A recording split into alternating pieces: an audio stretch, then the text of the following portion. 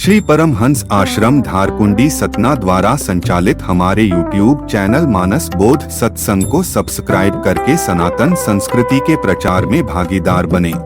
तो अब यहाँ पर अध्यात्म में कैसे मानेंगे? दशरथ कौन है?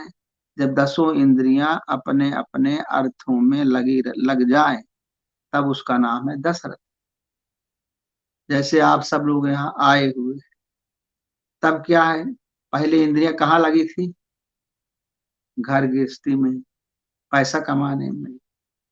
वो इधर का गन्ना काटे फैक्ट्री में बेच दी, उधर खेती में लग गई, उधर कहीं बिजनेस व्यापार में लग गई, सब उसमें लगी थी ना। सब परिवार के पालन पोषण में लगी थी। तब दशरथ नहीं थी। वो क्या काम कर रही थी? कौन सा काम कर रही थी इंद्रियां? लंका बनी हुई थी। लंका जब विषयों में से हमारी आसक्ति होती, विषयों में आसक्ति रहती है, तब उसको लंका कहते हैं। और जब परमात्मा में आसक्ति हो जाती, भगवान में हमारा प्रेम हो जाता है, तब दशरथ हो जाता है। भगवान में लगाव हो गया कि हमें भगवान का भजन करना, अब हमको इधर इनका साथ नहीं देना। वो लोग बहुत खींचे ताने, बहुत प्रयास के कि चले चले, लेकिन हम नहीं गए उधर। तब क्या हमने बना लिया उसको? दशरथ बनाया हमने। दशरथ बना, दसों इंद्रियां अपने अपने अर्थों में लग गई। उनके अर्थ क्या है? अब पहले अर्थ थे हमारे माया, माया वाले अर्थ थे, अब भगवान वाले अर्थ हो गए। अब भगवान को प्राप्त करना है ना, तो दसों इंद्रियां अपने अपने अर्थों में लग गई। हाथ का काम क्या है? फूल तोड़ना। बदल गया ना काम। हाथ से क्या करते हैं? फूल तोड़ते बहुत। हाँ। अब पैर क्या करते हैं? भगवान की सेवा के लिए चलते हैं। कहीं झाड़ू लगा लिए, कहीं बर्तन धो दिए, कहीं कुछ भी भगवान के फूल तोड़ने चले गए, तो पैरों की सेवा होती है, हाथों की सेवा भी होती है, आंखों की सेवा होती है, सबकी सेवा। हमारी सब इंद्रियां भगवान के कार्यों में लग गई। उसी का नाम है दशरथ। अब दशरथ जब ऐसी सेवा करते करते हम लोग सयाने हो जाएं, हमारा चौथापन आने का मतलब बहुत दिन हम सेवा करते करते जब हो जाएंगे, 10 साल, 15 साल, 20 साल, 25 साल, 40 साल, 50 साल सेवा करते करते हमारा जीवन बहुत बीत गया, तो हमें चिंता होगी कि हम भजन तो कर, हम सेवा में तो लगे हैं, लेकिन हमें कुछ पता नहीं चलता है। सेवा तो कर रहे हैं, लेकिन कुछ हमें जानकारी नहीं होती कि भगवान की भक्ति बढ़ी कि नहीं बढ़ी, कि भगवान हमको पसंद किए कि नहीं किए। अब भगवान कुछ पता चलता नहीं, दिखाई उखाई तो कुछ पड़ता नहीं। तो एक बार भूपति मन माही, अभय गलान मोरे सुत नहीं। कि मेरे कोई पुत्र हुआ नहीं, मेरे कोई भगवान कर रहा था, पता है नहीं कि भगवान है कि नहीं है। कुछ तो भगवान को बताना चाहिए। ऐसी ग्लानि होती है साधक को, साधना करते करते, भगवान का भजन करते करते, भगवान का नाम लेते लेते, जब अंदर ग्लानि पैदा हो जाए। यह ना सोचे कि खाए पिए मस्त रहे, अब बढ़िया दूध मिले, घी मिले, बढ़िया मिठाइयाँ मिले, रसगुल्ला जलेबी मिले, अब भंडारे होते रहे, खाए पिए मस्त रहे, ऐसी भावना नहीं। साधक को ये लगना चाहिए कि भगवान हमें कब दर्शन देंगे, ये भावना। ये नहीं कि हम खाए पिए मटक गए तो उसी मटके रहे।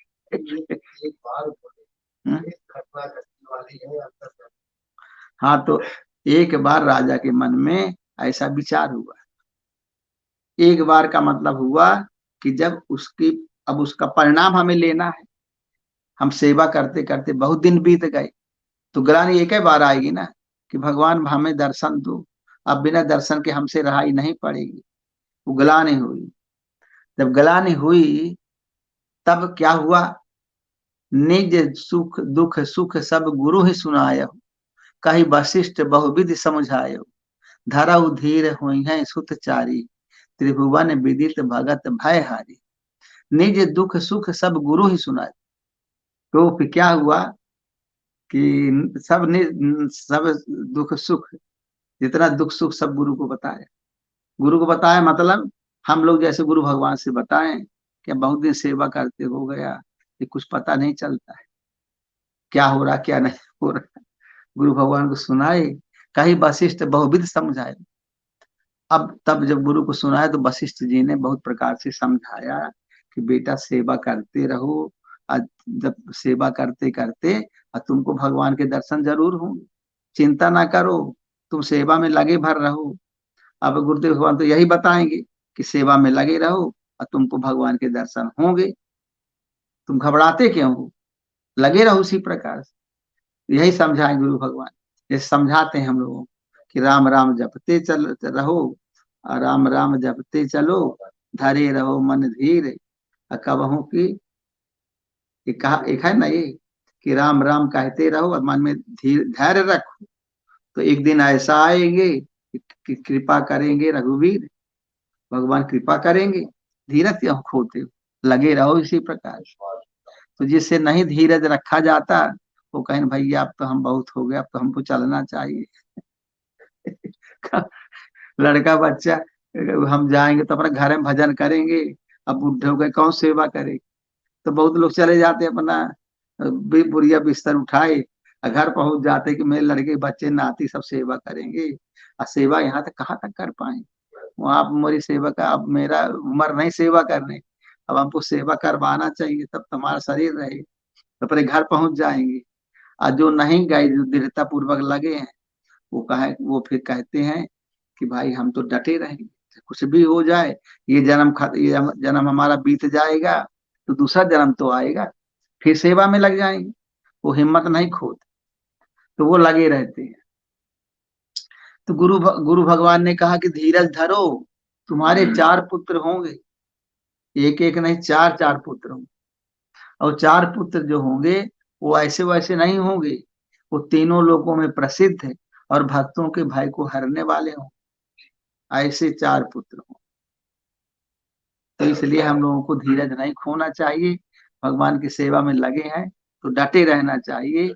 और वो 4 पुत्र होंगे, वो 4 पुत्र कौन है, राम लक्ष्मण भरत शत्रुघ्न, ज्ञान रूपी राम, विवेक रूपी लक्ष्मण, भाव रूपी भरत, और सत्संग रूपी शत्रुघ्न। ज्ञान रूपी राम, ज्ञान रूपी राम का मतलब अंदर से अनुभवों का संचार चालू हो जाएगा, इसका नाम है ज्ञान। विवेक रूपी लक्ष्मण, कोई भी विजातीय ताकत जब हमारे पास आएगी उसको हम हटाने की कोशिश करने की शक्ति, कोई घर के आ गए, परिवार के आ गए, बहू आ गई, लड़का आ गया, वो खड़े हैं मतलब द्वार पे, वो आने नहीं, हाँ, लड़का आ गया मिलिट्री वाला, अब वो तो आ गया तो सबको सबको मन कहेगा कि नहीं, इस समय उतना ही व्यवहार करना जिससे ये हमारा साधना बनी रहे, साधना नहीं टूट रहे। तो इस प्रकार से मन को कंट्रोल करके रखना है, तो विवेक का काम। और क्या करना है, भाव रूपी भरत, भाव अंदर बना रहे भगवान के प्रति कि हमारा परमात्मा ही हमारा सब कुछ है और हमारा कोई कुछ नहीं है दुनिया, ये भाव होना चाहिए। और शत्रुघ्न, और निरंतर सत्संग में आना चाहिए, बैठना चाहिए, सुनना चाहिए, समझना चाहिए। आ गई सब बातें कि नहीं? इसके अंदर सब बातें आ गई, यही चल भी रहा। तो इस प्रकार से फिर क्या हुआ, श्रृंगी ऋषि वशिष्ठ